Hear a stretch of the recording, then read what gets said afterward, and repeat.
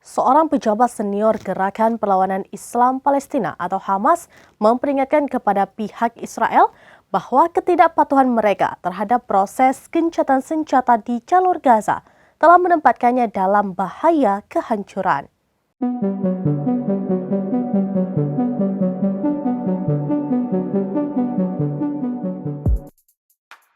Seorang pejabat senior Gerakan Perlawanan Islam Palestina atau Hamas memperingatkan kepada pihak Israel bahwa ketidakpatuhan mereka terhadap proses gencatan senjata di jalur Gaza telah menempatkannya dalam bahaya kehancuran.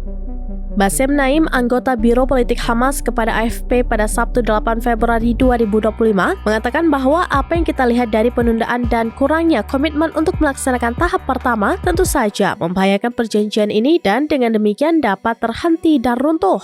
Yang dimulai setelah operasi banjir Al-Aqsa pada 7 Oktober 2023 dan mengatakan kembali berperang tentu bukan keinginan atau keputusan kami.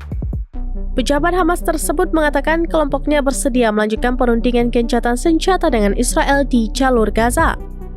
Ia menjelaskan bahwa pihaknya masih siap untuk berpartisipasi dalam tahap kedua perundingan gencatan senjata di jalur Gaza dengan Israel, namun Israel menunda-nunda memulai perundingan ini. Komentar pejabat Hamas tersebut muncul setelah media Israel melaporkan pada hari Sabtu, Perdana Menteri Israel Benjamin Netanyahu telah mengirim delegasi ke Doha, Qatar untuk menemui mediator dan berpartisipasi dalam tahap berikutnya dari perundingan gencatan senjata dengan Hamas. Otoritas penyiaran Israel menjelaskan delegasi tersebut akan mencakup koordinator urusan tahanan dan orang hilang, Brigadir Jenderal Purnawirawan Gal Hirsch dan mantan wakil kepala Dinas Keamanan Internal atau Syabak tanpa mengungkapkan namanya. Laporan tersebut mengatakan pihak berwenang Israel mengungkapkan bahwa Perdana Menteri Israel Benjamin Netanyahu ingin memperpanjang fase pertama kesepakatan tersebut selama mungkin. Negosiasi mengenai mekanisme pelaksanaan tahap kedua perjanjian itu dijadwalkan dimulai pada Senin 3 Februari 2025 lalu.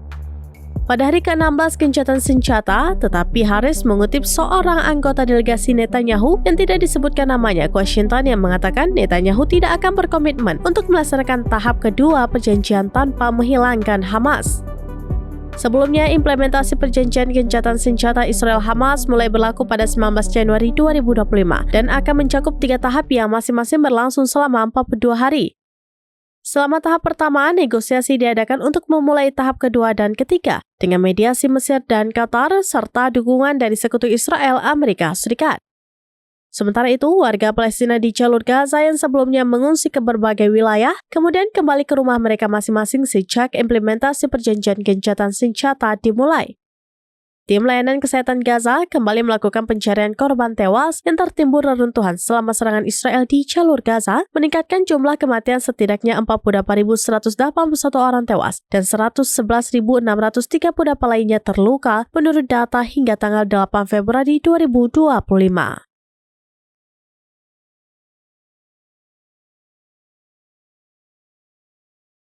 Demikian informasi terkini Syedara Lun, saksikan terus beragam informasi lainnya. Coba like dan share seluruh akun serambinews.com. Download Tribun X sekarang, menghadirkan lokal menjadi Indonesia.